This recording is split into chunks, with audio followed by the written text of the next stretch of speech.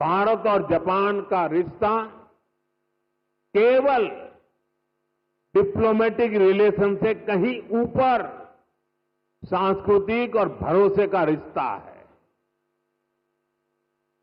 हम एक दूसरे की प्रगति में अपनी प्रगति देखते हैं।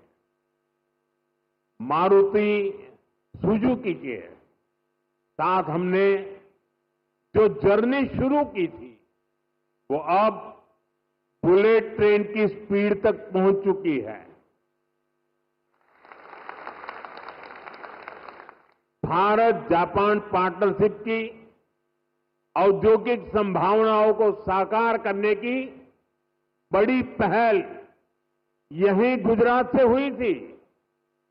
मुझे याद है हमने 20 साल पहले जब वाइब्रेंट गुजरात समिट शुरू की थी तो उसमें जापान एक प्रमुख सहयोगी था।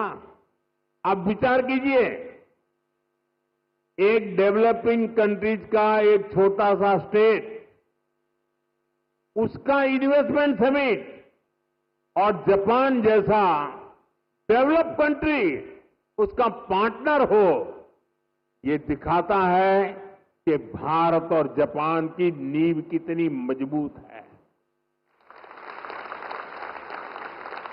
और मैं आज जब ये वाइब्रेंट गुजरात की यात्रा की याद कर रहा हूं तब मेरे मित्र यहां बैठे हैं, वो पहले भारत में एम्बेसडर हुआ करते थे 2003 में। आज वो भी यहां मौजूद है। अब वो रिटायर्ड हो गए हैं, लेकिन उनका भारत प्रेम, गुजरात प्रेम वैसा का वैसा है। मैं उनका भी स्वागत करता हूं।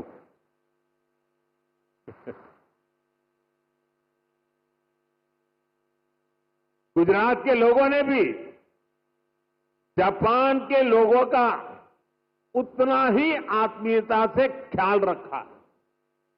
हमने इंडस्ट्री से जुड़े रूल्स एंड रेगुलेशंस जापानी भाषा में प्रिंट करवा कर दिए। जब मैं गुजरात में था, हर छोटी चीज पर मैं ध्यान रखता था। इवन मेरा जो विजिटिंग कार्ड होता था ना, वो भी मैं जापानी में बनाता था।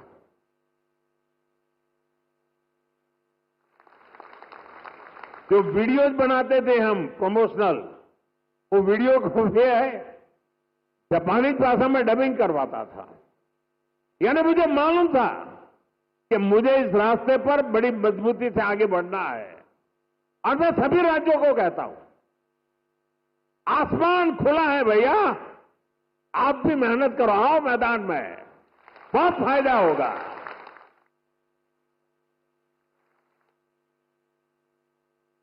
मुझे याद है शुरू में जब जापान के हमारे साथी आते थे तो मैं नया नया उनकी निकटता मेरी बढ़ती चली जा रही थी, तो उनकी हर चीज को मैं समझ पाता था।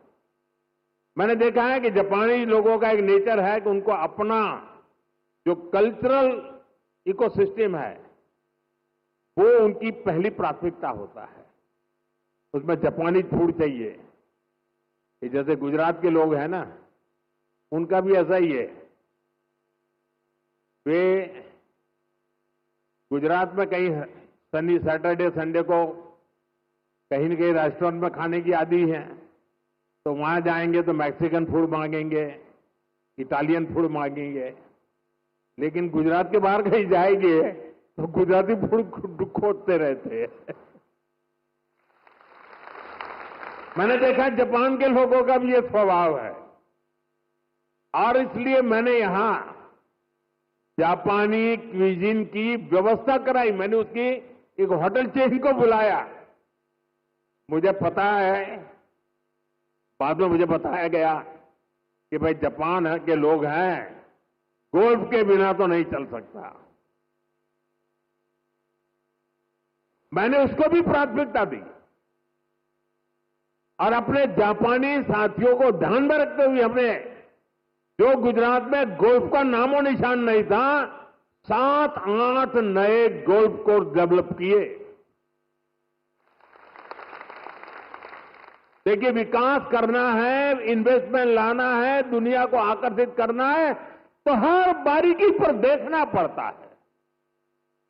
और हमारे देश में कई राज्य हैं जो करते हैं। जो राज्य पीछे हैं, मेरा उनसे आग्रह है कि आप भी हर बारीकी को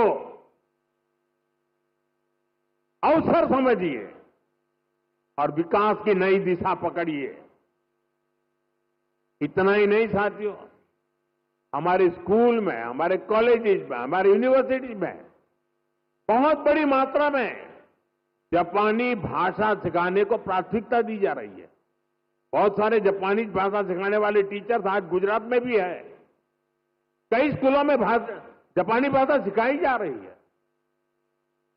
साथियों, हमारे इन प्रयासों से भारत जापान के बीच पीपल टू पीपल कनेक्ट बहुत बढ़ रहा है। स्किल और ह्यूमन रिसोर्स से जुड़ी एक दूसरे की जरूरतों को भी हम पूरा कर पा रहे हैं। मैं चाहूंगा मारुति सुजुकी जैसी कंपनियां भी इस तरह के प्रयासों का हिस्सा बने और यूथ एक्सचेंज जैसे प्रयासों को बढ़ाएं